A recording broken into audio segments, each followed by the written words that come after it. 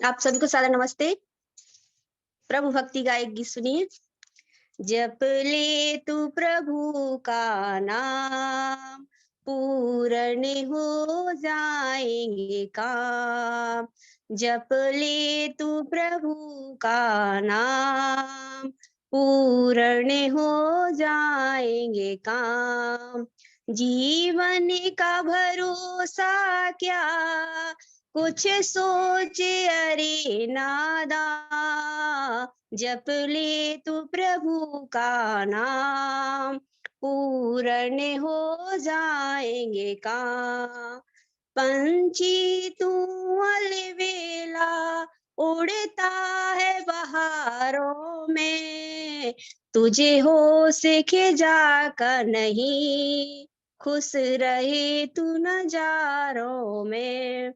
उड़ जाएगा तू एक दिन, सब छोड़ के ऐसो आराम। जप ले तू प्रभु का नाम, पूर्ण हो जाएंगे काम। हे स्वार्थों की दुनिया, यहाँ कोई नहीं अपना। ये महल में धन दौलत, हसरत भरा एक सपना।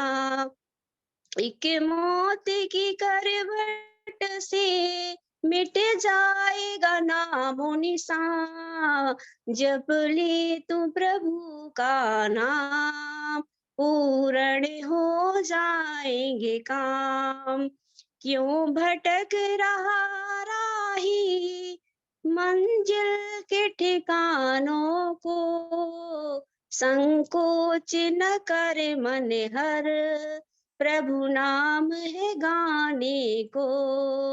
प्रभु नाम ही जीवन को पहुंचाएगा मुक्ति धाम। जप ले तू प्रभु का नाम, पूर्ण हो जाएंगे काम।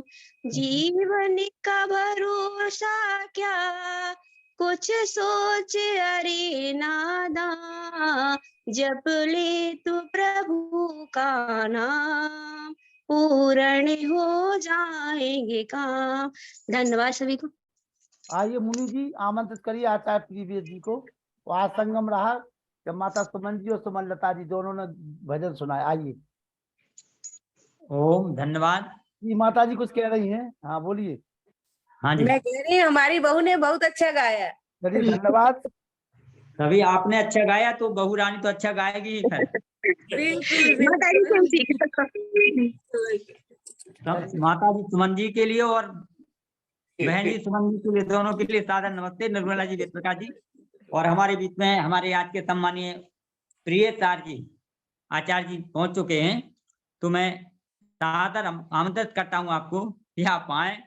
और परसों जो हमारा विषय रहा था उसी को कल रखना था, लेकिन आज मैं 2 दिन के लिए मैंने सुना है कि फिर पुनः आपका आगमन हुआ है। 2 दिसंबर तक। हाँ हाँ, तो आप 3 दिन कहेंगे ना? हाँ 3 दिन। हाँ जी, 3 दिन तक। चलिए, बड़ा सौभाग्य हम लोगों का कि हमें ऐसे आचार्य जी के द्वारा आज शास्त्रों के माध्यम से, वेदों के माध्यम से जो चर्चाएं हो रही हैं। स्वागत करता हूं मैं आपका। आप आए और अपने विषय को हम लोगों के बीच में रखें, हम लोगों को से लाभान्वित कराएं। सम्मानीय आचार्य प्रियेश जी। जी नमस्ते जी, धन्यवाद आपको। एक बार हम सभी मिलकर परमपिता परमात्मा की स्मरण प्रणव का उच्चारण करते हैं लंबे स्वर से। ओ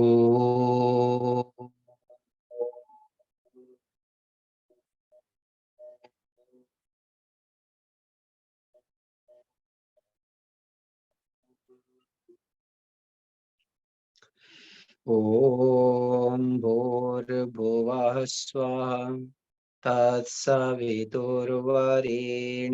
भर्गो देवस्य धीमहि धियो यो नः प्रचोदयात्। समादरणीय महान भाव धर्म प्रेमी सज्जन वृंदो, पुजारी हो गया मातृशक्ति। आध्यात्मिक जीवन विषय में हम विचार करना चाहते हैं। आध्यात्मिक जीवन अर्थात जन्म से लेकर मृत्यु पर्यंत यथार्थ रूप में जीना, आत्मा परमात्मा को जानते हुए व्यवहार करना। इस आध्यात्मिकता के यदि विपरीत देखें, लौकिकता, लौकिकता अर्थात भोगवादी, अर्थात इंद्रियों के द्वारा सुख लेने की इच्छा से जीवन जीना। और आध्यात्मिकता में जो वस्तु जैसा है उससे लाभ उठाना, ईश्वर और आत्मा को जानते हुए, ईश्वर और आत्मा के स्वरूप को बोध करते हुए व्यवहार करना। वैदिक संस्कृति, वैदिक मान्यता हमारे महान है। उन मान्यता के आधार पर जब जीवन जीते हैं तब हमको अनुभूति होती है कि हम आनंद को प्राप्त कर पाते हैं। आपको मैं ये जानकारी देके प्रसन्नता हो रही है कि जो व्यक्ति जितने जितने शुद्ध ज्ञान को जानता है वह व्यक्ति उतने उतने स्वतंत्र है। जो व्यक्ति वस्तुओं के यथार्थ स्वरूप को ठीक ठीक जानता है और जितने जितने जानता है वह व्यक्ति उतने उतने वह स्वतंत्र रहता है, बंधन से रहित होता है, दुखों से रहित होता है, दबाव से रहित होता है।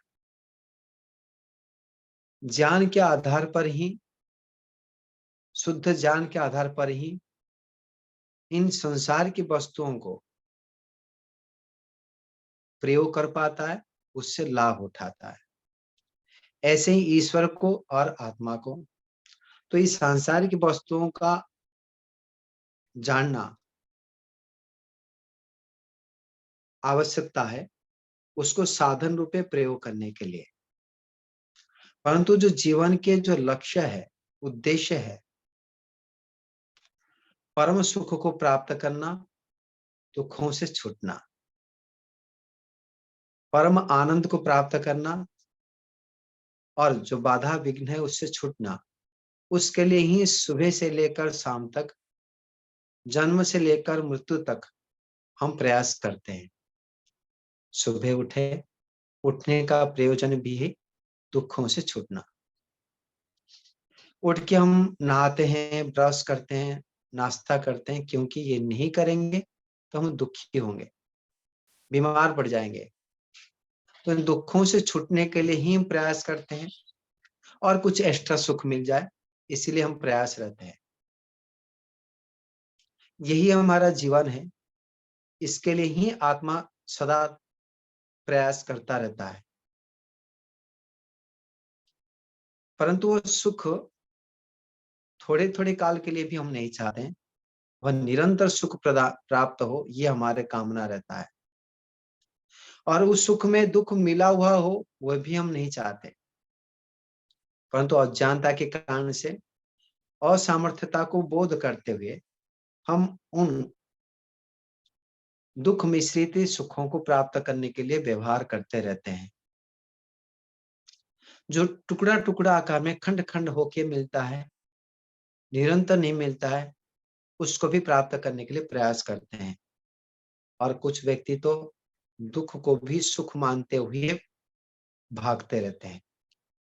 परंतु इससे पृथक जो है आध्यात्मिक जीवन में परमात्मा को प्राप्त करने के लिए जीने वाले व्यक्तियों में ईश्वर के स्वरूप को अनुभूति करते हुए, उसको सर्वोपरि मानते हुए व्यवहार करने वाले व्यक्तियों के अंदर उस ईश्वर के सामने योग्य बनते हुए सांसारिक वस्तुओं से भी सुख मिलता है निरंतर, और साथ साथ ईश्वरीय सुख भी जब क्लेशों को नष्ट करते हुए, अविद्याओं को नष्ट करते हुए असंप्रजा समाधि को प्राप्त करेंगे, ईश्वर की अनुभूति करेंगे, तब वो भी मिलता है।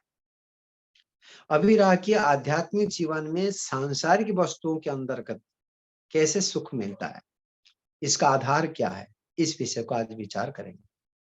फिर पुनः विषय को लेता हूं। एक भोगी व्यक्ति, लौकिक व्यक्ति और एक योगी व्यक्ति, ईश्वर और आत्मा को सामान्य रूप में, शाब्दिक रूप में जानने वाला व्यक्ति व योगाभ्यासी व्यक्ति, उन दोनों को इस सांसारिक वस्तु सुख दुख समान देता है कि भिन्न भिन्न देता है, इसको हम परीक्षण करेंगे। और क्या करने से हम सुखी हो पाएंगे, उस विषय को विचार करेंगे। एक सन्यासी है, किसी के घर में के, गृहस्थी के घर में, और उसको गृहस्थी ने बड़ी श्रद्धा से भोजन बनाया और उन सन्यासी को दिए। साथ साथ उनके पतिदेव भी थे, परिवार के जो मुखिया व्यक्ति है, तो उनको भी बैठाए। तो दोनों भोजन करते हैं, दोनों के भोजन बराबर है। तो एक तो योगी व्यक्ति है और घर में जो मुखिया व्यक्ति है, मान के चले वो भोगी व्यक्ति है, इंद्रियों से सुख लेना चाहते हैं, इस उद्देश्य से भोजन करते हैं। तो दाल के कटोरी दोनों में बराबर है, कि बाद सब्जी जो है वो दोनों के लिए बराबर है। तो दोनों व्यक्ति उस वस्तु से समान सुख होना चाहिए, क्योंकि वस्तु समान है।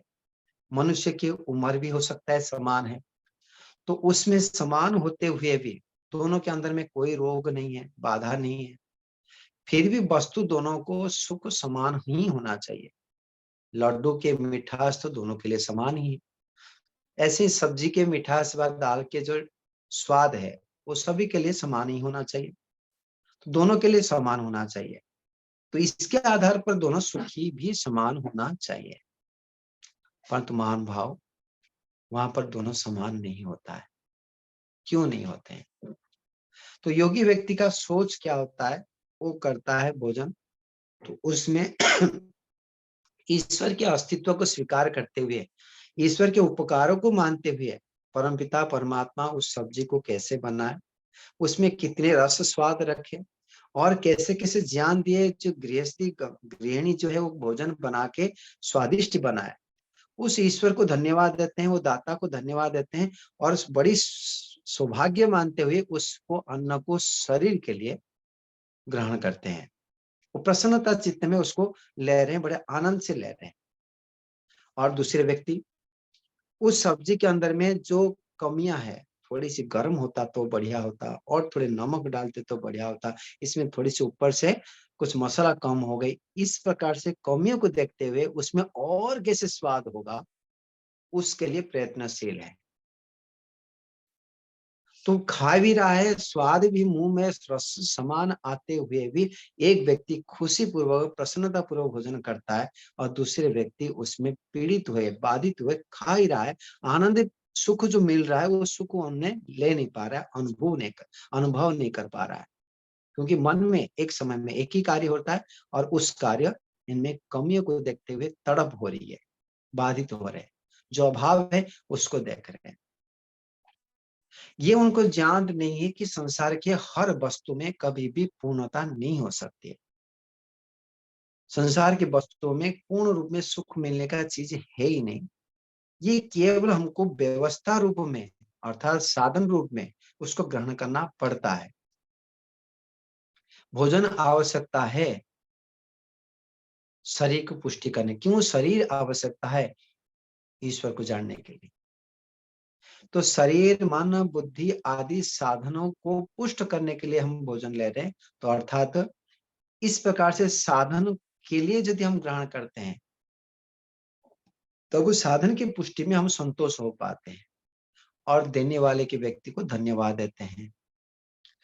जब आत्म स्वरूप को, आत्मा को बोध नहीं करते हैं, ईश्वर को जानना प्रयास नहीं करते हैं, तब हम विषय को केवल विषयों से सुख ही लेने के लिए तत्पर बने रहते हैं और विषय में पूर्ण सुख मिलता नहीं, यथार्थ से रहित हो जाते हैं। तो कहने के तात्पर्य यह है कि ईश्वर को अस्तित्व को स्वीकार करें, ईश्वर के गुण कर्म स्वभाव को हम जानते हैं, तो हर वस्तु के स्वामी ईश्वर हम समझते हैं, हर ज्ञानों के सत्य विद्याओं के स्वामी ईश्वर हम समझ पाते हैं। तो इसलिए जो कुछ हमको प्राप्त होता है वो गुण आकार में हो, द्रव्य आकार में हो, शक्ति आकार में हो, सामर्थ्य आकार में हो, वो ईश्वर का स्वीकार करते हुए, उस ईश्वर को धन्यवाद देते हुए हम सुख वस्तुओं से सुख लेते हैं, आनंद लेते हैं, वो भी साधन आकार में प्रयोग करते हुए। और दूसरे प्रकार के व्यक्ति ईश्वर को न जानने के कारण से, ईश्वर के देन न स्वीकार करने के कारण से संसार के वस्तुओं को, शरीर को, मन को, बुद्धि को, साधनों को अपना मानता है, अपना स्वरूप मानता है, उसके कमियों को अपना कमी मानता है, उसमें हानि हो जाने से अपना हानि हो गया मानता है। 1 लाख रुपया था, किसी कारण से वो 90,000 रुपया हो गया है, कोई चोरी करके ले लिया कि बाद दुरुपयोग हो गया, तो अपना हानि मानता है। हानि धन की हुई है, परिमाण धन की हुई है, लेकिन अपना ही कुछ टूट गया, कट गया,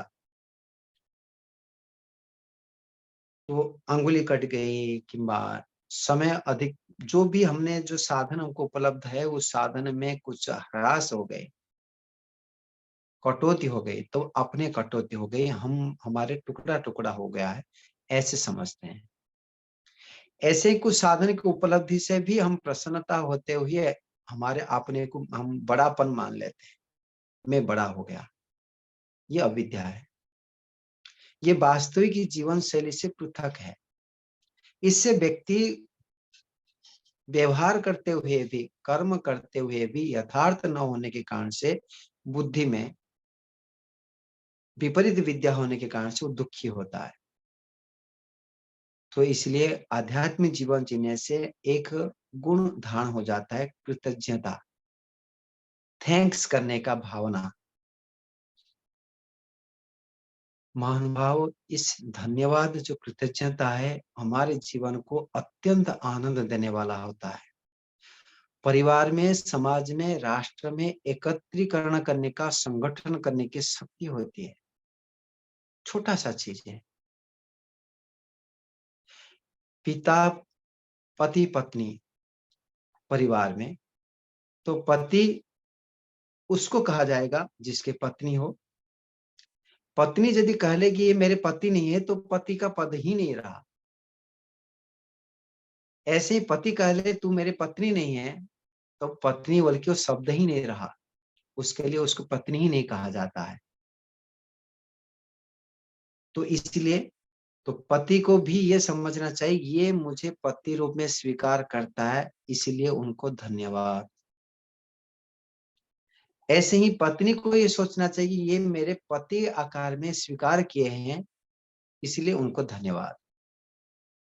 इस धन्यवाद के रहस्य में हर वस्तुओं में आप कितने आनंदित होते हैं, कितने हम दुखी होते हैं, जो ईश्वर के उपासना से, ईश्वर के देनों को हम समझते हैं, तब ही समझ पाते हैं। एक पिताजी 2 संतान के लिए दीपावली के अवसर पर वस्त्र लेके आते हैं। 2 भाई है, 2 बेटे हैं, तो पहला छोटे बेटे को जाके देते हैं, बेटे तेरे लिए ये कपड़ा लाया हूं। तो इस कपड़े को ऊपर नीचे करके वो देखते हैं और कहते हैं कि पिताजी ये कितने रुपया में लाए? तो पिताजी कहते हैं बेटा 1200 रुपया पड़ा है। आपने कंजूस कर लिए। मेरे दोस्त के पास में 1500 रुपया में लाया था, बहुत बढ़िया था, आपने 1200 रुपया ला के अच्छा नहीं लाया। अभी इस स्थिति में पिताजी भी दुखी हो रहे हैं, मैं जो लाया था पुत्र के लिए अच्छा नहीं लगा। पुत्र भी दुखी हो रहा है, साधन मिल चुका है, फिर भी पुत्र देखा बढ़िया चीज नहीं मिला, और उस साधनों को भी पुत्र कैसे प्रयोग करेगा? रफा दफा कर लेगा, बढ़िया चीज नहीं है, चलो जैसे भी पार करो। तो धन खर्च हुआ है, श्रम भी किया गया है, वस्तु को प्रयोग भी किए, लेकिन तीनों का दुरुपयोग हुआ। पिता भी दुखी, पुत्र भी दुखी, और वस्त्र भी नष्ट भ्रष्ट हो जाता है, प्रयोग में नहीं आ पाता है। दूसरे बेटे के पास जाते हैं, बेटा तेरे लिए ड्रेस लाया हूं। तो बड़ा बेटा कहता है पिताजी मैं तो आपको मांगा नहीं था, आपने इतनी मेहनत करके आप लाते हैं, इतनी मेहनत करके इतने बढ़िया पोशाक लाए, मैं मांगा नहीं था, आपको बहुत बहुत धन्यवाद। वो कहता है कि मैं मन में भी मानता है, तब वो संतोष होता है, प्रसन्न होता है। इस भाव को देखते हुए पिताजी भी प्रसन्न है और उस वस्त्र को वो पिताजी के श्रम के देन को मानते हुए, एक महान जो सत्ता है मुझे प्रदान किए मानते हुए, इसको अच्छे प्रकार से प्रयोग करता है। इसको रफा दफा नहीं करता, उसको प्रयोग करता है। क्यों? क्योंकि उन वस्त्र के महत्व को समझता है और उस वस्त्र के वैल्यू को समझता है और उनको धन्यवाद भी देता है। तो धन्यवाद देने के कारण से स्वयं उस साधन का भी प्रयोग करता है, स्वयं भी प्रसन्न होता है और जो देने वाला भी प्रसन्न होते हैं। तो हर समय में सुबह से लेकर शाम तक हम जितने भी साधन को वस्तुओं को प्रयोग करते हैं, उन साधन वस्तुओं में यदि हम थैंक्स करना भी सीख लें, तब भी हम प्रसन्न रहेंगे। महानुभाव महर्षि दयानंद सरस्वती कहते हैं कि कृतज्ञता कृतघ्नता जैसे पाप जिसका प्रायश्चित नहीं है, अर्थात वस्तु को प्राप्त करते हुए वह हम स्वीकार नहीं करते हैं, उनका है, उनके देन है। इस प्रकार से मानविकता के जो पाप है उसको कोई प्रायश्चित नहीं है। भयंकर क्लेश व अविद्या उसको ग्रसित करता है और उसके विपरीत कृतज्ञता के प्रकट करने के कारण से, धन्यवाद देने के कारण से, आप सोच के देखें, अभी इस समय सोच ले, जो कुछ हम प्राप्त कर ही रहे हैं वो किसी ना किसी के माध्यम से हमको प्राप्त हो रहे हैं। वो पानी के ग्लास हो, वो विद्या हो, साउंड हो, मोबाइल हो, जो कुछ, उनको आप मन में केवल धन्यवाद देने के प्रयास करें। उतने में से हमारा हृदय विशाल हो जाता है, पवित्र हो जाता है, आर्द्र हो जाता है, हम प्रसन्न रहते हैं।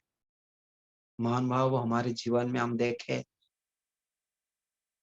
जब छोटे बच्चे थे तब हमारे इच्छा हो रही थी कि बड़े भाई पिटाई करता है, माताजी पिटाई करती है, पिताजी पिटाई करते हैं, मैं बड़े हो जाऊं, बस बड़े हो जाऊं, बस बड़े हो जाऊं। इस भावना, बड़े हो जाने के बाद बस और कोई बाधा नहीं होगी, मुझे कोई डांटने वाला नहीं होंगे, कोई मुझे पिटाई करने वाला नहीं होंगे।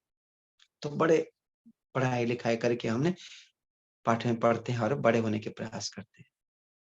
फिर उस समय पाठ की लोड आ जाता है कि नहीं मुझे इंजीनियरिंग करना है, कि मुझे डॉक्टर करना है, मुझे बस इतने परसेंटेज मार्क हो जाए, बस मतलब वहां पर मैं तृप्त हो जाऊं। लेकिन उसको प्राप्त होने से पहले ही हमको कुछ कामना और आ जाती है। विद्या पढ़ लिए, डिग्री हासिल कर दिए, फिर नौकरी कर लो, बस नौकरी कर लिए, पैसा भी आने लगा, नहीं नहीं शादी कर लो, बस और क्या, परिवार घर मकान बना दो, बस गाड़ी कर दो। ये बस बस करते हुए जीवन चला जाता है, कभी पूर्ण भी नहीं होता है इच्छाएं और कभी तृप्त सुख को भी मिला नहीं। जो बास को हम ढूंढ रहे थे और कुछ नहीं चाहिए, इतने ही चाहिए, वहां तक हम रह नहीं पाते। और थोड़ा सा स्पष्टता उदाहरण देना चाहूं, एक व्यक्ति के पास में 1 लाख रुपया था और उन्हें चाहे कि नहीं मुझे एक गाड़ी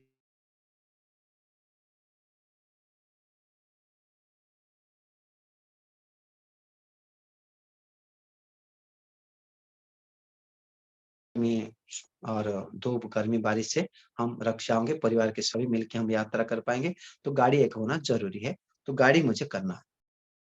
संकल्प उत्तम है, प्रयास भी उत्तम है, तो 1 लाख रुपया रखता है और वो प्रयास करना शुरू कर लेता है, पैसा को बचत करना और इसको बढ़ाने के लिए प्रयास करता रहता है।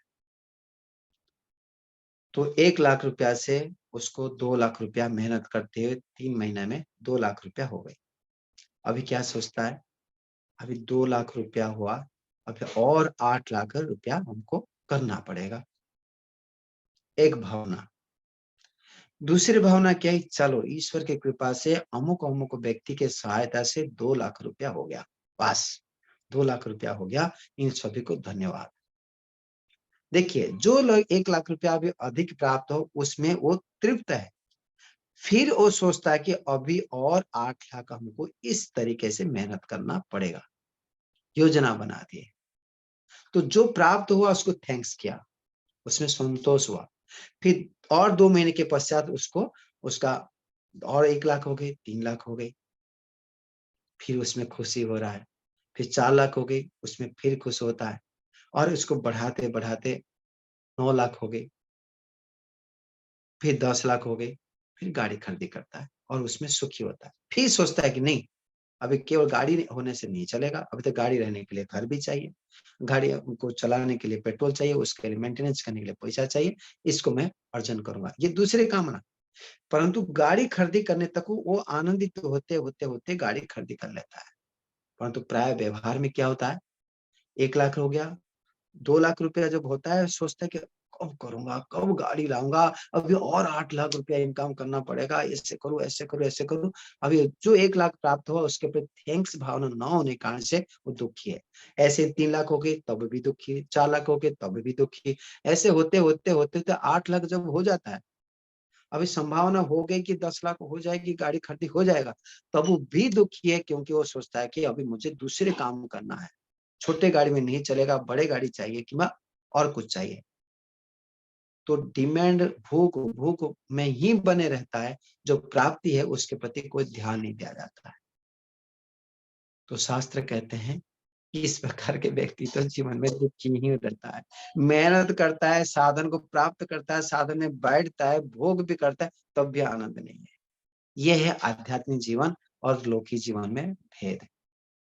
आध्यात्मिक जीवन में व्यक्ति यथार्थ में जीता है, धैर्यता पूर्वक जीता है और जो जो प्राप्त होता है उसका किस कारण से प्राप्त हुआ, कौन दिया है, कैसे दिया है, क्यों दिया है, और फिर कृतज्ञता प्रकट होती है। महान भाव, जो कुछ हमारे को जो प्राप्त हुआ है वो हमारे मेहनत के बदल में प्राप्त नहीं होता है। हम तो जो कुछ यहाँ संसार में करते हैं वो अपने को सुख मिले, शांति मिले, इस उद्देश्य से दुखों से छूट जाए इसीलिए कर रहे हैं। लेकिन जो प्राप्त हो रही है अनरस, वायु से सुख, अग्नि से सुख, सूर्य से सुख, शरीर से सुख, मन से सुख, इंद्रिय से सुख, ये हमने कुछ ईश्वर के पास में कोई कर्म किए ईश्वर का कोई बेनिफिट देती है ऐसा नहीं है। जैसे कि कोई जाके कोई कारखाना में नौकरी करता है, 8 घंटा मेहनत करता है और 500,000 रुपया लेके आता है, क्योंकि उसको 2,000-5,000 रुपया की आय दिखाया उसको और हमने पारितोषिक 1,000 रुपया लेके आए। ऐसे ईश्वर की कोई बेनिफिट करा दी हमने कर्म करते हुए, ऐसे तो नहीं जिसके बदल में हमको पैसा मिले।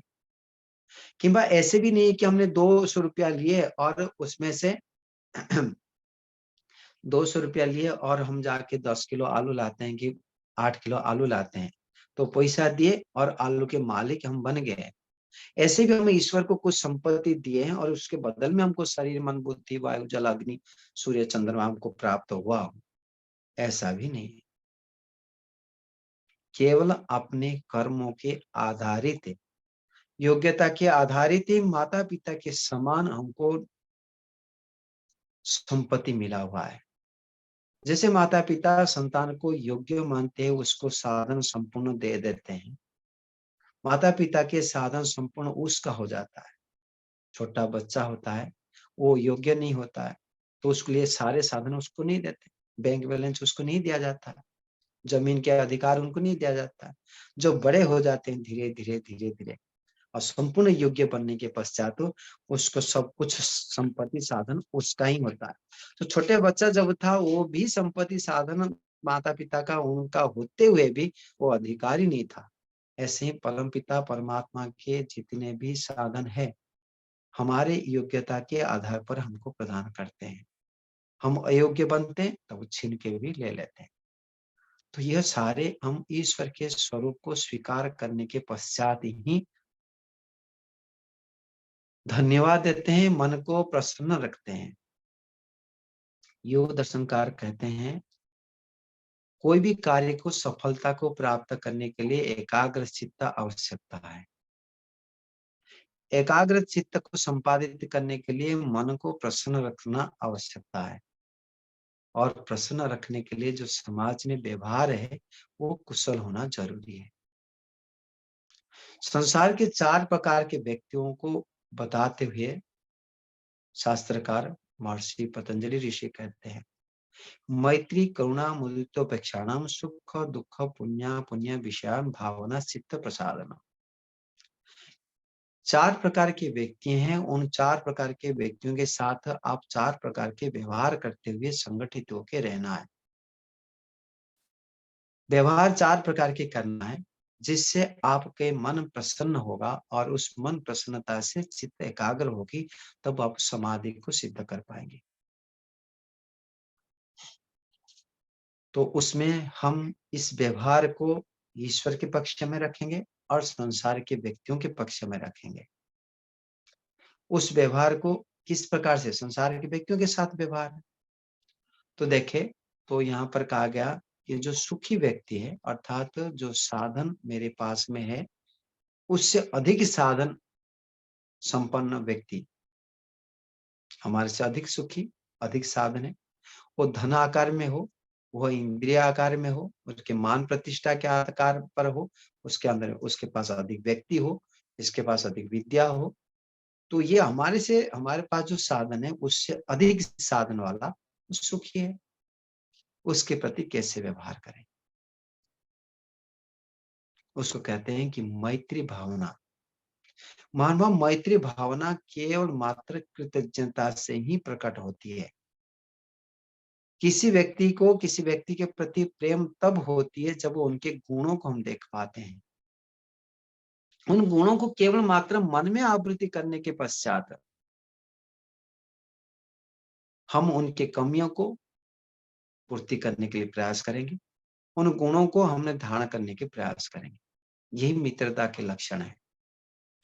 इतने मात्र व्यवहार से ही दूसरे व्यक्ति हमारे प्रति सद्भावना बना देता है। आगे करुणा। जो दुखी व्यक्ति है, ईश्वर की कृपा से हमारे पास वो साधन है जो सामने वाले व्यक्ति जिसको मैं मिल रहा हूं, जिसके साथ रह रहा हूं, उसके पास नहीं है। हमारे पास ईश्वर की कृपा से धन है, उनके पास में नहीं है। हमारे पास बुद्धि है, उनके पास बुद्धि नहीं है। हमारे पास व्यक्ति है, उनके पास व्यक्ति नहीं है। इस प्रकार से जो व्यक्ति होते हैं, उनको जब हम देखते हैं, उनके साथ संपर्क जोड़ते हैं, तब हमारे मन में करुणा के भाव आना चाहिए। करुणा अर्थात मेरे पास में उनके पास होना चाहिए भाव हुआ। आपके पास है तो दे दो, दे सकते हैं तो, नहीं दे सकते मत दो, परंतु उनके पास भी होना चाहिए, ये भाव रखना। इसमें हम द्वेष नहीं करेंगे, हमारे अंदर में अभिमान नहीं आएगा। ईश्वर की कृपा से हमारे पास में है और अन्य के पास होना चाहिए। देखिए इसमें मन कैसे प्रसन्नता रहती है, यहाँ पर भी ईश्वर है।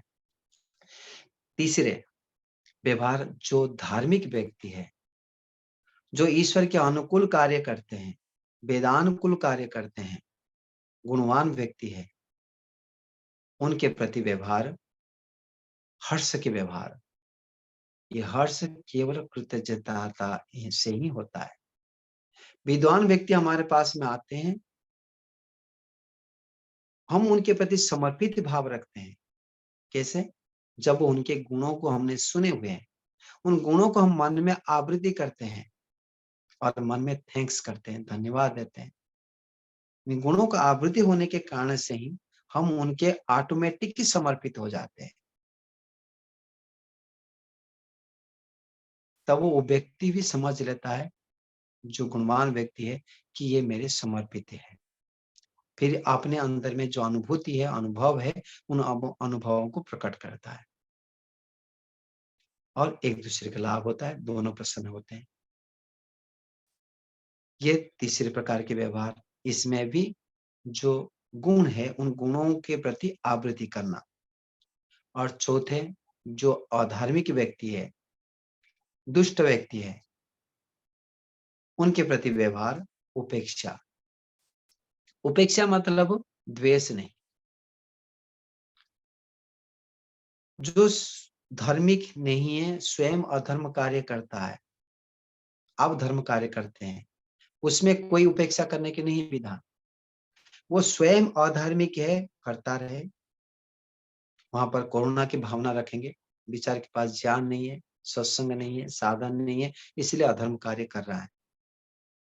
उनके पास भी धर्म आचरण करने ये बतानी है मन में, परंतु वो अधार्मिक होते हुए हमको अधार्मिक कार्य करने के लिए प्रेरित करता है, जिसके कारण से हम अधार्मिक बन जाएंगे, किंबा हमको धर्म कार्य करने के लिए नहीं देती है, किंबा नहीं देता है।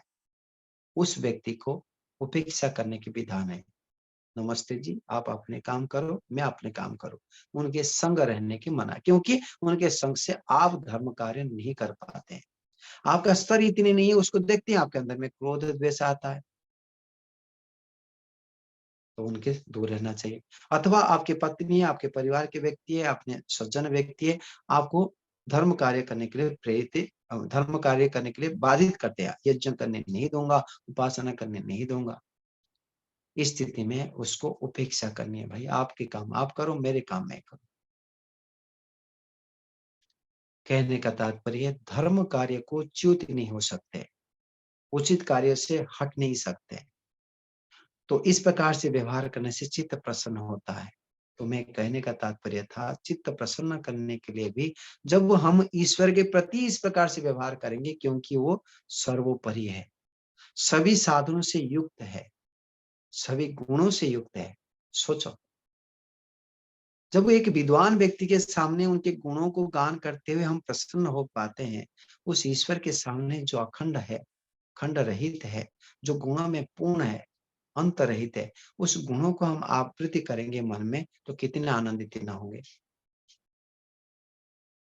और उस गुणों को आवृत्ति करने के कारण से जो विद्वान व्यक्ति अपने सब कुछ अनुभूतियों को सार रूप में हमको प्रदत्त कर लेता है, हमको योग्य मानता है। यदि ईश्वर के सामने हम ईश्वर को यदि धन्यवाद देते हैं, उनके गुणों को आवृत्ति करते हैं, तो मित्रता भावना रखने के लिए हमको धन्यवाद देना है। गुणों को आवृत्ति करने से हम समर्पित भाव रखेंगे, तब वो ईश्वर छप्पर फाड़ के हमको देता है। इतने आनंद आवश्यक साधन की पूर्ति कर लेता है। यही आध्यात्मिक जीवन के लाभ है। तो महान भाव, हम आध्यात्मिक जीवन जीना चाहिए। और आध्यात्मिक के बिना, ध्यान दीजिए, आध्यात्मिक के बिना अर्थात ईश्वर को, आत्मा को न जानते हुए, उनके प्राप्ति कामना को न जानते हुए जितने भी हम संसार के उपकार करते हैं, वो निश्चित रूप में स्वार्थ से युक्त, अधर्म से युक्त, लोकेशना वित्तेषणा पुत्रेषणा से युक्त रहेगा। क्योंकि आत्मा इच्छा व प्रयत्न बिना ज्ञान से करता नहीं, बिना उद्देश्य से करता नहीं, और उद्देश्य से हमारे लोकेशन आए, पुत्रेषणा आए। जब तक हार मिलेगा, जब तक माइक मिलेगी, तब तक बोलेंगे, जब तक बाबा होता रहेगा तब तक बोलेंगे, कार्य करेंगे, नहीं तो नहीं। तो ये सेवा नहीं, परोपकार नहीं है, ये तो व्यापार है। तो इस प्रकार से हमारे ईश्वर को छोड़ने से व्यवहार कितने हानि हो जाता है, जीवन अपवित्र हो जाता है। और ईश्वर को धारण करने से, ईश्वर के स्वरूप को जानने से, ईश्वर की उपासना करने से, ईश्वर सर्वत्र परिपूर्ण इस भाव से व्यवहार करते हैं, अभ्यास करते हैं, तो जीवन निश्चित रूप में परिवर्तन हो जाता है। तो महान भाव ईश्वर से प्रार्थना करते हैं कि हम सभी इस मार्ग में गति करने की हमको शक्ति, सामर्थ्य, परिवेश मिलता रहे। धीरे धीरे उस ईश्वर की कृपा से ही हम आगे बढ़ सकते हैं। तो आप लोगों का कोई शंका हो और कुछ विषय किसी पूछना के हो? मन में कोई प्रश्न हो, जो आचार्य प्रिय वेद जी ने अपना व्याख्यान दिया आध्यात्मिक जीवन पर, किसी के मन में कोई शंका हो तो अपनी शंका का समाधान ले सकता है। बहुत बहुत आभार। राम कुमार पाठक जी हमारे जो शिक्षक साथी हैं, बहुत अच्छे ललितपुर से, वो भी जुड़े हुए हैं, उनका अभिनंदन है, वंदन है। जी अनिल अरोड़ा जी पूछिए, क्या पूछ रहे हैं?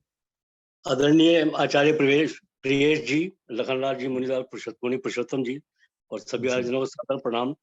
आचार्य जी, आपने आध्यात्मिक जीवन के बारे में और आध्यात्मिक जीवन से संबंधित सुख दुख के बारे में बड़ी अच्छी चीजें बताई, बहुत अच्छी आपने धारणाएं उसके बारे में व्यक्त की। लेकिन इसमें आचार्य जी, ऐसा क्यों होता है कि जब हम सुखी होते हैं, सब ठीक ठाक चल रहा होता है, तो आदमी जब ईश्वर की संगति में सोचता है ईश्वर को याद करने के लिए या ईश्वर में ध्यान लगाता है, तो उस टाइम उसका ध्यान ठीक से नहीं लग पाता।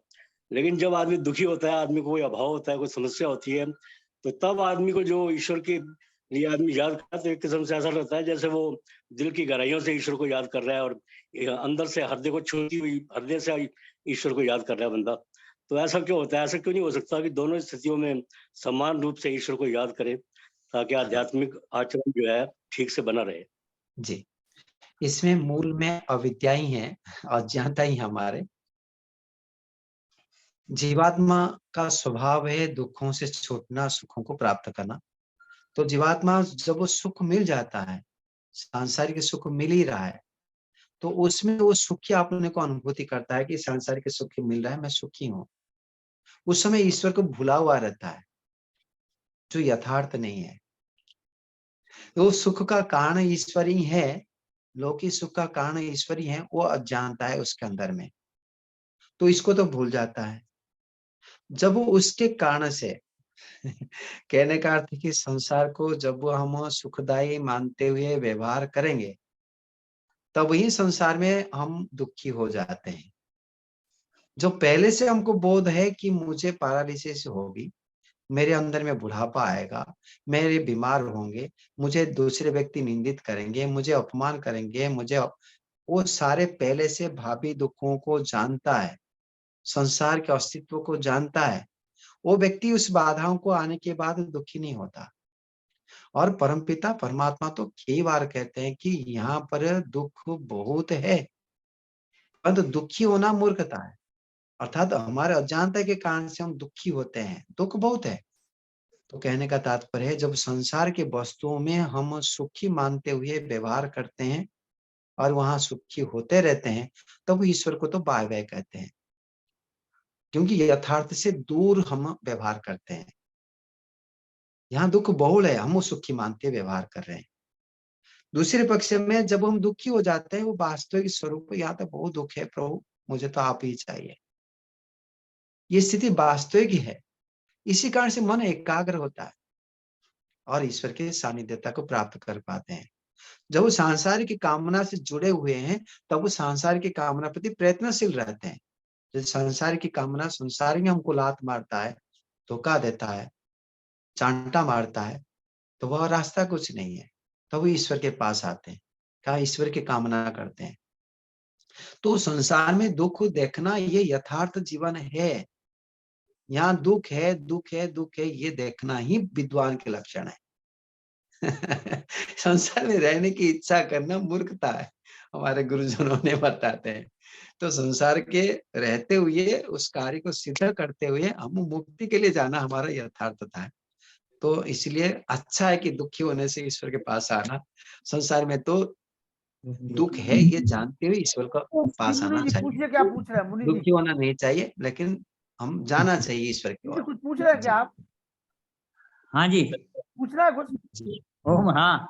आप पूछिए पूछिए। सम्मानीय आचार्य जी से मैं पूछना चाहता हूँ, प्रश्न कर रहा हूँ मैं अपना, जी कि जीव आत्मा हाँ, जड़ है कि चेतन है, और जड़ चेतन दोनों है? नहीं, जी जीवात्मा चेतन ही है, स्वरूप में ही चेतन है। चेतन का अर्थ है कि ज्ञान अनुभूति करना, परंतु उसके पास में इतने कम सामर्थ्य है, जब तक उसको दूसरे साधन नहीं मिले तब तक वो बाह्य वस्तुओं को किंवा अपने आप को भी जान नहीं सकता। जानने के सामर्थ्य है, परंतु जानने के साधन चाहिए। समझ में आ जी, रहा है? तो मैंने ये साधन के पूछा बिना है कुछ आपसे। नहीं। जैसे कि हम चश्मा में, आंख में हमारे पास लेंस, आंख ठीक दिखाई नहीं देता है, और चश्मा पहनते हैं तो दिखाई देता है। चक्षु है, जानने के सामर्थ्य है, फिर चश्मा लगाने से दिखाई देता है। यदि सामर्थ्य नहीं होता, जैसे कि हाथ के ऊपर में चश्मा लगाओ तो उसको तो दिखाई नहीं देगा। कि चश्मा दिखाने की शक्ति भी नहीं है और आंख देखने के सामर्थ्य नहीं है। तो ऐसे ही परमपिता परमात्मा ने जो चक्षु के अंदर में, परमपिता परमात्मा जो आत्मा में स्वाभाविक रूप में जानने के सामर्थ्य है, इसलिए वो चेतन है, वो बिना साधन में जानता नहीं है। तो स्थूल शरीर, सूक्ष्म शरीर, कारण शरीर के सहायता से जीवात्मा हर समय जानता रहता है, और मुक्ति में ईश्वर की सहायता से जीवात्मा हर समय जानता रहता है, और शेष प्रलय काल में, मूर्छित अवस्था में, वो साधन उसके पास न रहने के कारण से वो जानता नहीं है। जी ऐसे आचार्य जी, समझना चाहिए। जी परंतु वो हमने कहा है, स्वरूप तो चेतन ही है। ये बात जी, मैंने ये कहा है कि जीव आत्मा दो शब्द बोलते हैं यहाँ पर, हाँ तो अतति सर्वत्र व्याप्नोति आत्मा एक जगह पढ़ने को मिलता है, और परम सत्ता के साथ में मिलता है तब परमात्मा हो जाता है, और जीव के साथ में मिलता है तो जीवात्मा हो जाता है। तो जीव चेतन हो गया, आत्मा भी चेतन है क्या? मेरा प्रश्न ये चेतन है। आप ध्यान दीजिए। हाँ, मैं बताना चाहता हूँ। तो जी। आपके जिज्ञासा भाव के लिए धन्यवाद है। मुख्य चीज है कि आप जानने के बीच श्रद्धा रखेंगे और वेदानुकूल व्यवहार करेंगे तो आपको पता चल जाएगा कि जीव और आत्मा ये सत्ताकार में एक ही है, और उससे संपूर्ण रूप में पृथक परमात्मा है। वो पुरुष विशेष है, वो परमात्मा है, वो अलग सत्ता है। और दूसरी सत्ता जो जीवात्मा कहो उसको, किंबा जीव कहो, किंबा आत्मा कहो, ये तीनों सत्ता आकार में एक है। आत्मा कहो, किंबा जीवात्मा कहो, किंबा जीव कहो, ये सारे सत्ता आकार में एक ही है, जो अनादिकाल से है, अनंत काल तक रहेगा, उसका कभी उत्पन्न नहीं हुआ है। कभी वो दो चार आत्मा मिलते हुए बड़ा बन जाते हैं, ऐसा नहीं है। किंबा वो कभी टुकड़ा टुकड़ा हो, ऐसा नहीं है। ईश्वर के समान वो अनादिकाल से है। कितने संख्या में है वो हम गिनती नहीं कर सकते हैं, परंतु सीमित है, वो ईश्वर को ज्ञात है। तो वो संख्या ईश्वर को परिज्ञात है, आत्मा सीमित है। और जी ईश्वर जी, तो जी जीवात्मा आचार्य। और आत्मा और परमात्मा एक ही चीज है। तो कभी जीव बन जाता है, कभी परमात्मा बन जाता है, ऐसा नहीं है। ये वैदिक मान्यता नहीं है। जी परंतु आचार्य, मैं एक बात और पूछना चाहता हूँ। हाँ, 9 द्रव्यों में आत्मा को गिना गया है। किसमें पृथ्वी नौ? तेजो वायवा काश काल देगात्म मनति द्रव्याणि, उसमें आत्मा हाँ को भी जड़ पदार्थों में गिना गया है 9 द्रव्यों में। मेरे पूछने का तरफ से इतना तात्पर्य था। हाँ हाँ, तो ये मुझे जानने की प्रयास करें। हाँ, वैशेषिक दर्शनकार ने जी जब वो 9 द्रव्य को बताया, वहां पर 9 द्रव्य जड़ है, ये बातें कहीं भी नहीं बताया। उसमें जड़ के आकार में हमने गिनती भी नहीं कर सकते। तो आकाश, वायु, अग्नि, जल, पृथ्वी, दिशा, काल, मन, आत्मा, ये 9 जी द्रव्य है। उसमें आत्मा चेतन है। उसका गुणों को बताते हुए इच्छा, प्रयत्न, ये गुण है। ज्ञान उसका गुण है। स्वयं वैशेषिककार कहते हैं केवल आत्मा में ही है। तो ज्ञान गुण अन्य मन में नहीं है, बुद्धि आकाश में नहीं है, वायु में नहीं है, जल में नहीं है, ये सारे इसको खंडित किए हैं। तो इसी दृष्टि से आप आत्मा को पृथक ही मानना होगा। वो चेतन द्रव्य है। द्रव्य मतलब आप मत सोचिए जो विज्ञान कहता है कि परमाणुओं के समूह को द्रव्य कहते हैं, वो नहीं है परिभाषा। पदार्थ की परिभाषा वहां कहते हैं कि जिसकी सत्ता हो, जिसका पहचान हो, अर्थात गुण अथवा कर्म हो, और जिसका नामकरण किया गया हो, उसको पदार्थ कहते हैं। उन पदार्थ के अंतर्गत एक द्रव्य है, एक गुण है, एक कर्म है, एक सामान्य है, एक विशेष है, एक समवाय है। तो उन द्रव्य के अंतर्गत चेतन और जड़, ये सारे द्रव्य जड़ है, ये कथन नहीं है। जी ठीक है, जितने भी गुणवान है, कर्मवान है, वो द्रव्य है। तो ईश्वर भी एक द्रव्य है, आत्मा एक द्रव्य है। संसार के सारे वस्तु द्रव्य है। उसके आधारित एक गुण रहता है। गुण जिसमें रहता है उसको द्रव्य कहते हैं। जी जी जी मुनि जी, हो गया? जी हाँ और किसी के मन में कोई धन्यवाद। शंका हो तो पूछ लीजिए। अच्छा आचार्य जी, पुरुषार्थ का अर्थ क्या होता है? पुरुषार्थ शब्द पर बार बार यूज करते हैं। हाँ, पुरुषार्थ के दो अर्थ है। पुरुष का प्रयोजन पुरुषार्थ एक अर्थ हो गया। अर्थ मतलब प्रयोजन। तो पुरुष का जो प्रयोजन है उसको पुरुषार्थ कहते हैं, जो सांख्य दर्शनकार कहते हैं। पुरुष पुरुष में तो जीवात्मा और परमात्मा दोनों को पुरुष कहा गया है। दोनों आ जाता है, तो उसमें पुरुष का प्रयोजन कह सकते हैं। लेकिन जो पुरुषार्थ शब्द का जो भी शब्द हम प्रयोग करते हैं उसका आगे पीछे देखते हुए तात्पर्य को समझना होता है। तो प्रकरण के हिसाब से तात्पर्य होता है। तो कहीं ईश्वर के नाम से भी पुरुष कहा जाएगा, कहीं आत्मा के नाम से भी पुरुष कहा जाएगा, परंतु ये स्पष्ट विवेचन है, पुरुष विशेष ईश्वर है और आत्मा जो है वो जीवात्मा कर्म के फल को भोगने वाला है। अतति निरंतरम कर्म फलानि प्राप्नोति वास आत्मा। पर परमात्मा के विषय में ये बात नहीं है, परमात्मा कोई कर्म को फल नहीं भोगते हैं। पुरुषार्थ का परमात्मा अर्थ हो जाएगा वो। हाँ, परमात्मा के विषय में बता दिए, जो क्लेश से विपाक से आशय से कर्मों से फल से वो अलग है, अपरामुष्ट, सब पुरुष विशेष है ईश्वर। तो यहाँ तो पुरुष विशेष ईश्वर कहा गया। और दूसरे पक्ष से बताया कि मैंने अतति निरंतरम कर्म फलानि प्राप्नोति, जो निरंतरम कर्म फल को प्राप्त करते हैं उसको कहते हैं आत्मा, उसको कहते हैं पुरुष भी क्योंकि शरीर रूपी पुरी में रहता है इसलिए उसको कहा पुरुष, और वो ब्रह्मांड रूपी पुरी में रहने के कारण से उसको कहते हैं पुरुष। तो पुरी में रहने के कारण से पुरुष तो कहा जाता है, परंतु विशेषता के कारण से वो महान पुरुष है, पुरुष विशेष है, और ये सामान्य पुरुष है। तो पुरुषार्थ अर्थात पुरुष के प्रयोजन।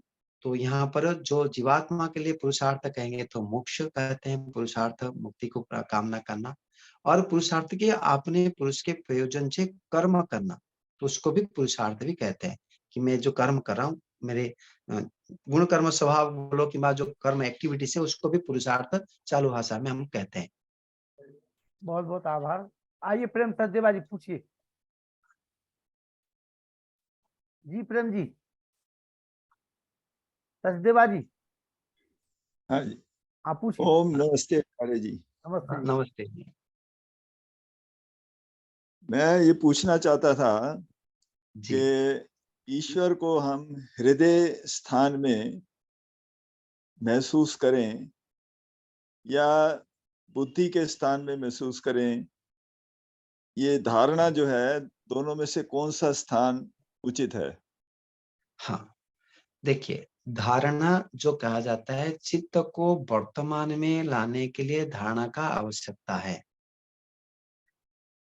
जिससे हम वहां से हट करके ध्यान में प्रवेश करेंगे। दो परिभाषा हो गई। आत्मा को शांत करने के लिए, स्थिर करने के लिए, विषय को भूतकाल से, भविष्य काल की योजना से, भूतकाल की घटनाओं से हटाकर वर्तमान में लाना होता है।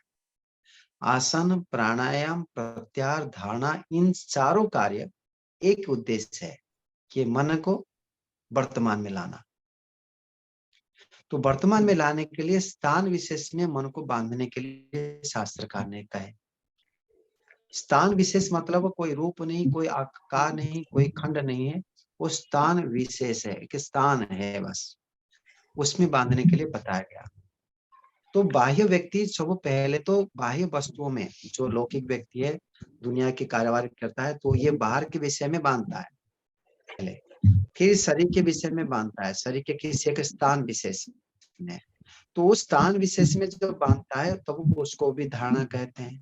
तो वहां पर कई सारे स्थान बताया गया, कंठ कोप, हृदय प्रदेश, नासिका अग्रभाग, जीवा के अग्रभाग, हाँ, तो अनेक स्थान विशेष कहा गया। तो उन स्थान विशेष में मन को बांधना, वो धारणा हो गया। फिर आगे आता है धारणा, ध्यान, समाधि, ध्येय विषय में लगानी होती है, उसको संयम कहा गया है। अर्थात तो धारणा प्रदेश में मन को बांधने तक है, जो ध्येय विषय में फिर पश्चात धारणा करना होता है, तो वो ध्येय विषय में ध्यान होगी। तो जब वो आत्मा के विषय लेते हैं कि वह परमात्मा के विषय लेते हैं, लेने के लिए हम बैठे हुए हैं, उसके लिए संकल्प करते हैं, तो जहां भी आप धारणा लगाओ, वो हृदय प्रदेश में हो किंबा वो मस्तिष्क में हो, कहीं भी हो, आपको ध्येय विषय अर्थात ईश्वर किंबा आत्मा के विषय में लगाना ही होगा, उसमें धारणा लगेगी। धारणा अर्थात मैं अभी ईश्वर के गुणों को विचार करूंगा, मैं अमक मंत्र के माध्यम से ईश्वर की सत्ता ये है उसको धारण करते हुए मैं ध्यान करूंगा। वहां जब आप आएंगे वहां पर कोई स्थान विशेष नहीं रहेगा, वहां पर ध्येय विषय में ही धारणा होगी। मुझे ये ईश्वर की सत्ता है यहीं पर विद्यमान है, मैं उसके अंदर विद्यमान डूबा हुआ हूँ, ये मैं और ईश्वर के स्थान हो जाएगा।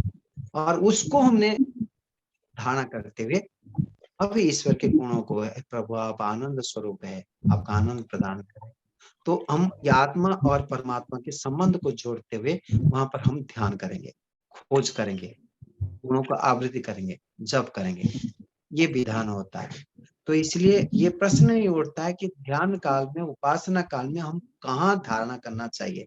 धारणा करने के लिए तो कहीं भी करो, जहां अनुकूलता है वहां करो, फिर आत्मा जहां पर है वहां आने की इच्छा करो, किंबा सीधे आत्मा के स्वरूप में ही धारणा करो।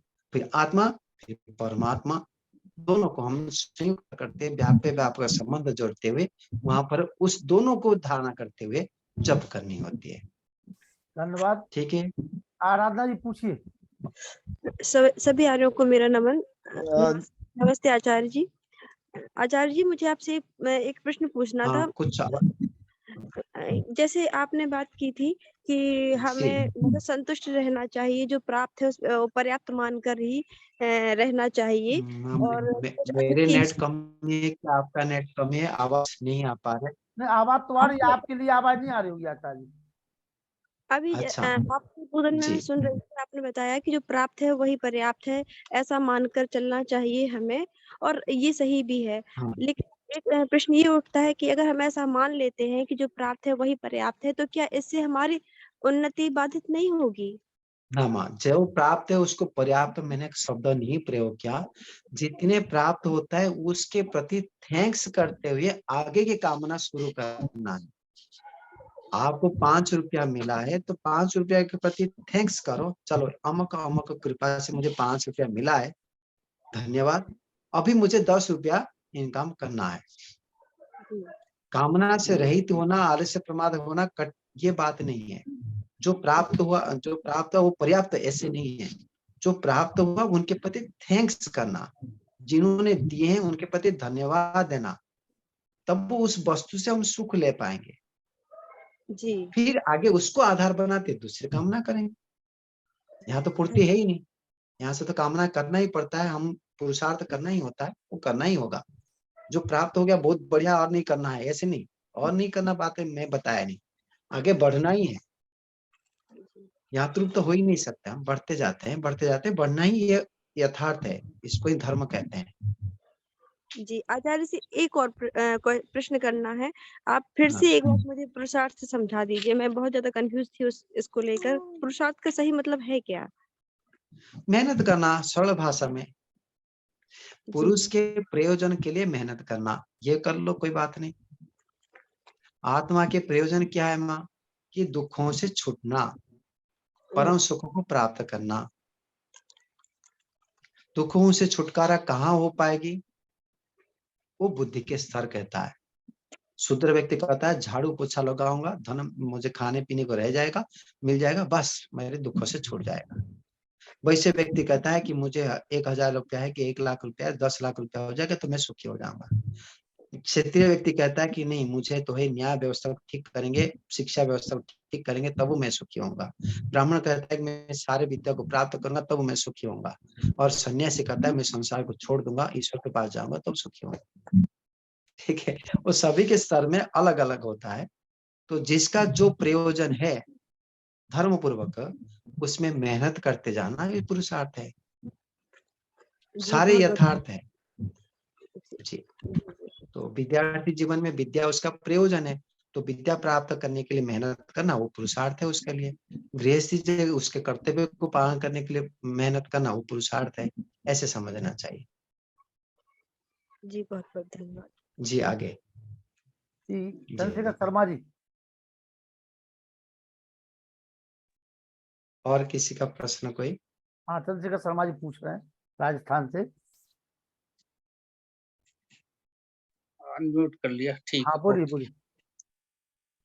हाँ, एक तो मेरा प्रश्न ये है कि देखो हमें शास्त्रों ने 4 पुरुषार्थों की प्रेरणा दी है, धर्म, अर्थ, काम और मोक्ष। अभी बहन जी ने पूछा था पुरुषार्थ क्या है, ये 4 पुरुषार्थ है। धर्म पूर्वक अर्थ को कमाना और उस अर्थ से कामनाओं की पूर्ति करना, और जब कामनाओं की पूर्ति हो जाए तो हम मुक्त हो जाते हैं, मोक्ष की अवस्था की ओर प्रस्थान करते हैं। ये है चारों पुरुषार्थ। दूसरा मैं ये कह रहा हूँ कि भाई लोकेशना और वित्तेषणा इनसे मुक्त नहीं हो सकते, क्योंकि मानवीय स्वाभाविक कमजोरियां हैं, और संसार में रहेंगे तो संसार को तो अर्थ के बिना तो चला ही नहीं सकते। तो ये जो है ये ऐसनाएं तो बनी रहेगी। हाँ बेटा, तो बहुत मुश्किल है कि हम इन ऐसनाओं को छोड़ दें। हाँ ठीक है, समय आने पे अभ्यास करने से इनसे मुक्त हुआ जा सकता है।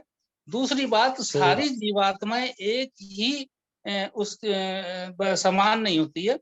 कुछ जीवात्माएं ऐसी होती है जो जन्म जन्मांतरों के तप और स्वाध्याय से उन्होंने आत्मा की उन्नति की है, और वो एक स्थिति ऐसी भी आती है जो अवतार कैटेगरी में हो जाती है, जैसे महर्षि दयानंद सरस्वती हुए, शंकराचार्य हुए, रामकृष्ण, ये सब बहुत उच्च कोटि की आत्माएं हैं। धन्यवाद। व्यासनंदन शास्त्री जी,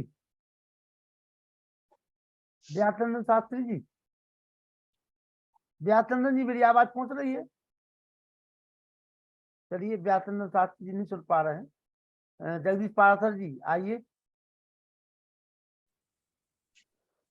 सभी प्रबुद्ध जनों को सादर नमस्कार।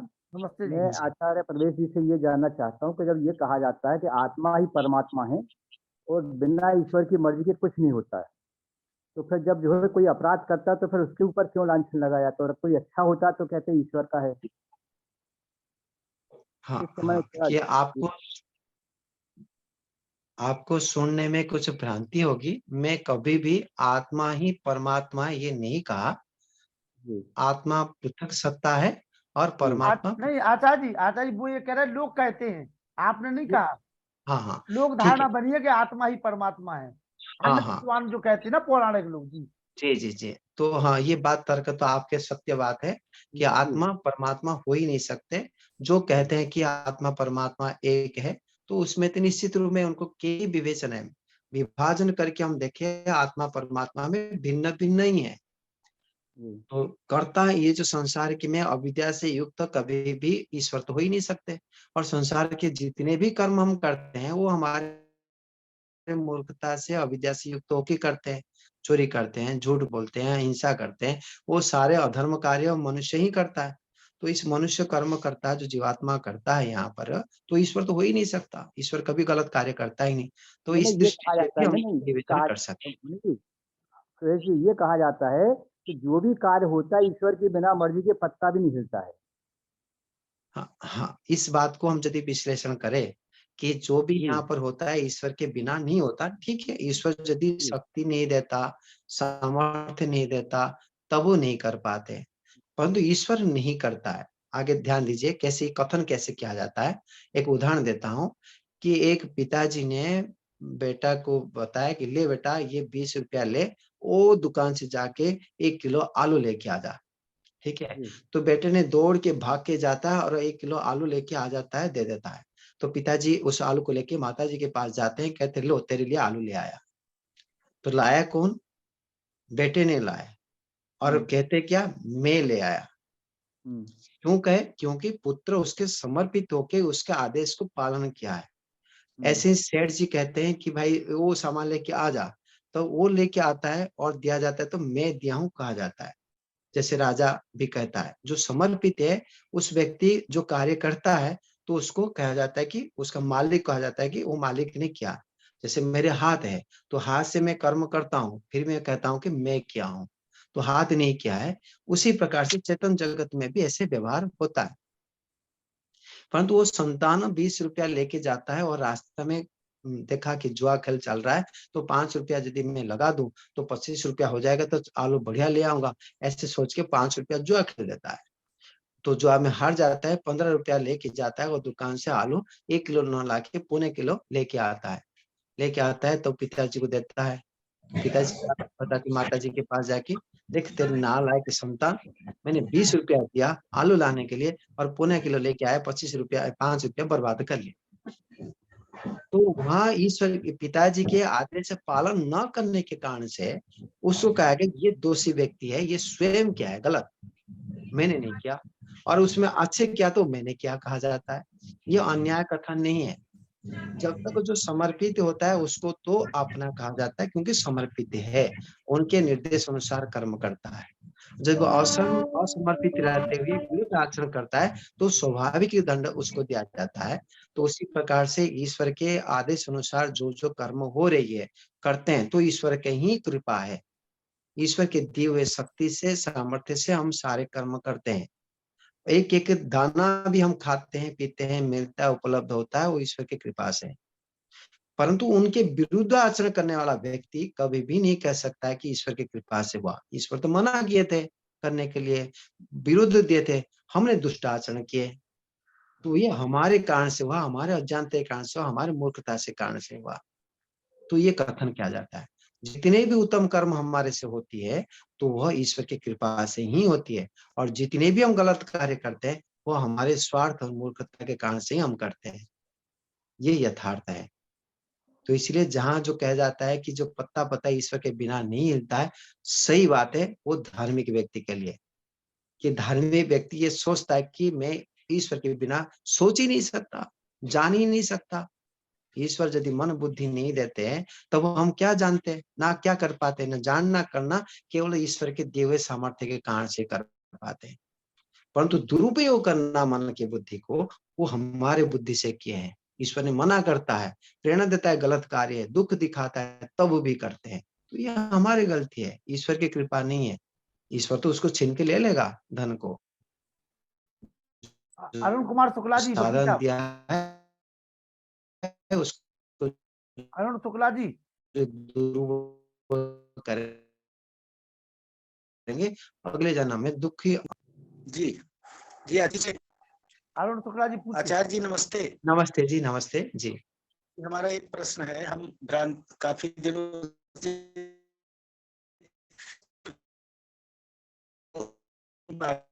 आपका नेट कमजोर है, आपका प्रश्न नहीं आ पा रहा है। डॉक्टर व्यासनंद शास्त्री जी आप आइए।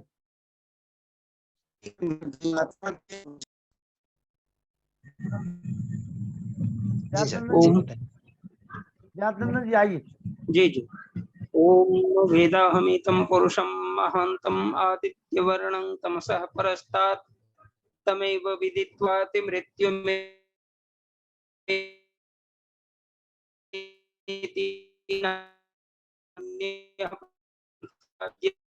अयनाय। ओम शांति शांति। शंभ के सम्मानीय संचालक आदरणीय मित्रवर्ग जी आदि और आज के मुख्य और इसके साथ ही साथ प्रश्न करने वालों में हमारे सभी आदरणीय जिज्ञासु विद्वत्वृंद, मातृशक्ति एवं देवी।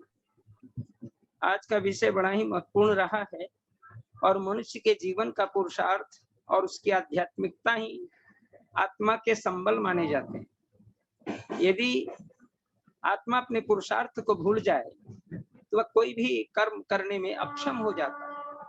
इसलिए वेद कहता है कुर्वन्नेवेह कर्माणि जिजीविषेत् सतं समाः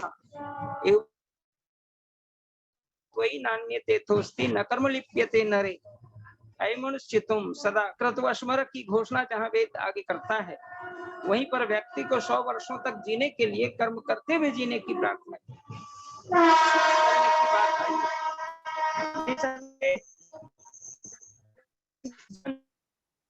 आयाम है के द्वारा व्यक्ति अपने पुरुषार्थ को आगे बढ़ाता है और बड़ा ही उदाहरण प्रत्युदाहरण के साथ आचार्य श्री ने अपने वक्तव्य को पूर्ण किया है। निसंदेह आचार्य जी का जो वक्तव्य रहा वो हमें जीवन में धारण करने की आवश्यकता है, तभी हम पुरुष को समझेंगे, अपने आप के पुरुषत्व को समझेंगे और पुरुष विशेष ईश्वर को भी समझने के लिए हमारे पास सामर्थ्य होगा। निसंदेह क्योंकि मैं यात्रा हूँ, कट जा रहा है, इसलिए अपनी वाणी को मैं विराम देता हूँ और परमात्मा से प्रार्थना करता हूँ कि हम जिज्ञासु जन जो भी हैं वे वेद को पढ़ें, योगाभ्यासी बने, स्वाध्याय करें, चिंतन करें। निसंदेह सभी प्रश्नों का हल हमें प्राप्त होगा। इसके लिए सत्याप्रकाश को भी निश्चित रूप से पढ़ें। सत्याप्रकाश भाष्य भूमिका ऐसे दो अनमोल ग्रंथ हैं। इन ग्रंथों का स्वाध्याय चिंतन करने से निसंदेह सारी शंकाओं का समाधान हो जाता है, क्योंकि महर्षि दयानंद ने बड़े प्रश्न कर करके उत्तर दिए, जितने आप सोच नहीं सकते।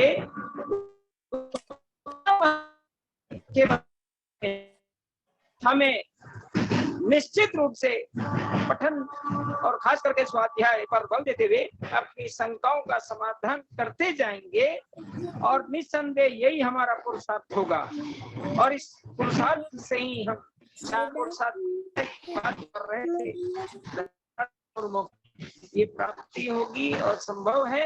इन्हीं शब्दों के साथ मैं अपनी वाणी को विराम देता हूँ। ओम शांति। चलिए आइए वेद प्रकाश शर्मा जी 2 शब्द बोलते हुए प्रशांति पाठ करेंगे। आइए।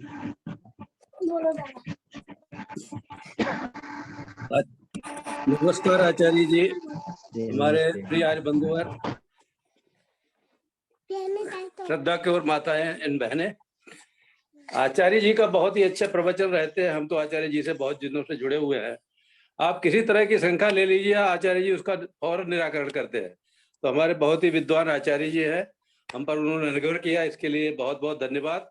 और आज का जो प्रवचन रहा बहुत ही अच्छा रहा, और जितने भी श्रोता है उनके भी जितनी भी भ्रांतियां थी वो उन्होंने दूर कर दी, उनकी शंकाएं दूर कर दी। इसके लिए आचार्य जी को साधुवाद, बहुत बहुत धन्यवाद, कोटि सा प्रणाम। आज हम ये चाहेंगे कि केवल हमारा जो है रेयांश तुम बगल में हो जाओ, पीछे हो जाओ और श्रेयांश को पूरा बोलने दो। शांति पाठ है, आप बगल में बैठे रहो लेकिन श्रेयांश को बोलने दो पूरा, ठीक है? बोलो। हाँ श्रेयांश तुम बोलो, शांति पाठ बोलो। अरे भैया बोलो, बोलो ना, ओम देव शांति करो।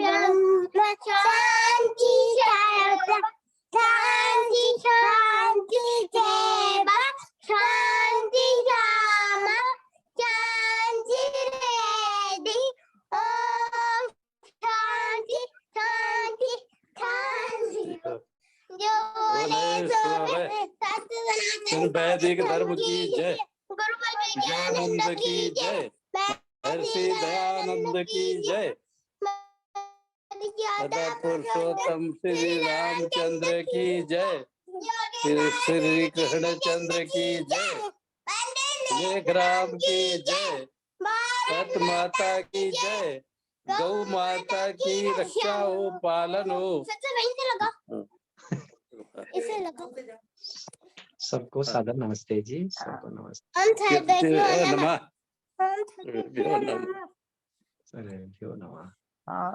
श्रेयांश, श्रेयांश सामने आओ। अच्छा ये बताओ, अब आपको कार्यक्रम अच्छा लगता है कि नहीं? श्रेयांश बोलो। बहुत अच्छा लगता है। श्रेयांश कैसा लगता है कार्यक्रम? बहुत अच्छा। आप बताओ कैसा लगता है? बहुत अच्छा लगता है। बोलो इधर बोलो। बहुत अच्छा लगता है। सामने बोल। हम कभी आप कैसा लगता है? तुम बोर हो जाते हो, बताओ। बहुत अच्छा लगता है।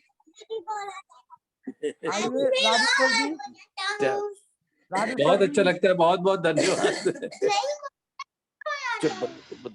राजेश्वर जी, प्रेम सर, नमस्ते करो। प्रिय जी, व्यासनंद शास्त्री, बलराम सेन जी।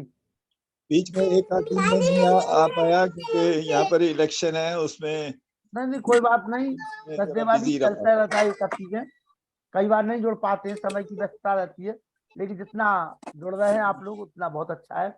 और बहुत धन्यवाद। हम सब लोग मिलकर के कार्यक्रम को चलाते रहें, ये बहुत जरूरी है। इन विद्वानों का जो अमूल्य समय हम लेते हैं, बड़े मुश्किल से इनका समय मिलता है, और समय कैसे मिलता है वेद प्रकाश शर्मा जी जानते हैं। बिल्कुल। जब हम इनके यहाँ बरेली में थे तो कम से कम हमने 20-25 विद्वानों को फोन लगाया, तब कहीं एक विद्वान के पास समय मिल पाता है।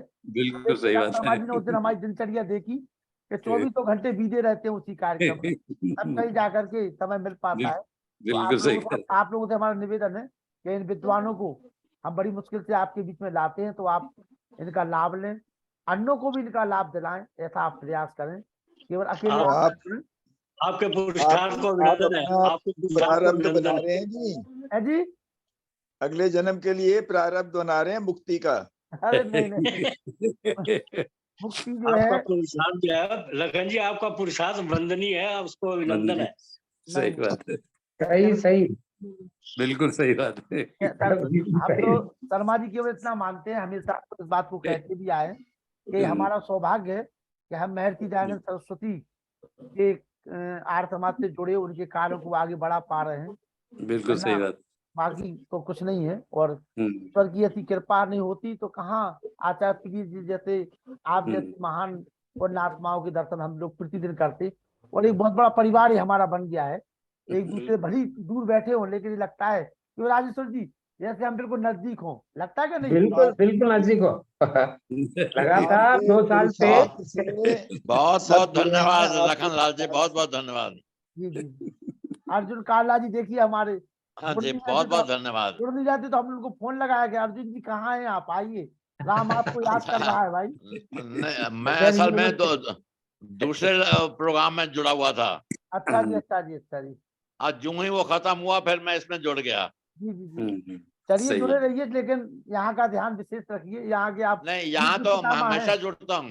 नहीं, यहाँ तो मैं डेली जुड़ता ही हूँ। यहाँ के बीच में पितामह है आप। क्यों प्रेम सचदेवा जी?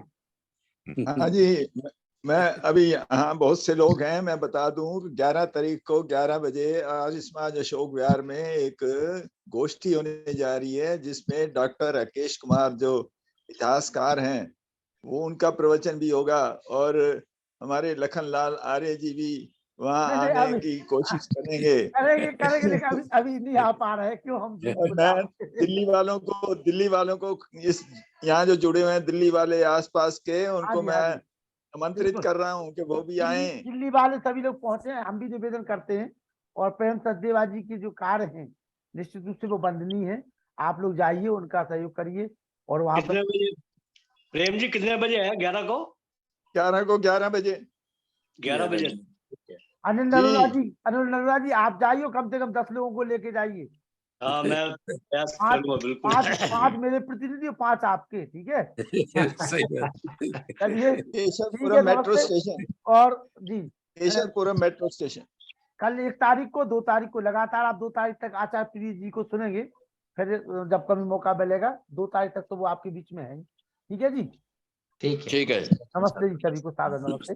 नमस्ते जी, सादर नमस्ते जी। हमारे ज्ञान प्रकाश सोनी जी, परमानंद सोनी जी, कमला हंस जी, लक्ष्यपाल सिंह जी, मंजूलता कुमावत जी, जगदीश पारासर जी, धनीराम पटेल जी, सिमरिया नरेश, धनीराम पटेल जी वीडियो खोल लीजिए, उषा चितकरा जी, मधुबाला खुराना, सभी का बहुत बहुत आभार है। इसी प्रकार से आप लोग जुड़े रहिए। नमस्ते सभी को, सादर नमस्ते। नमस्ते जी, नमस्ते। शुभ रात्रि।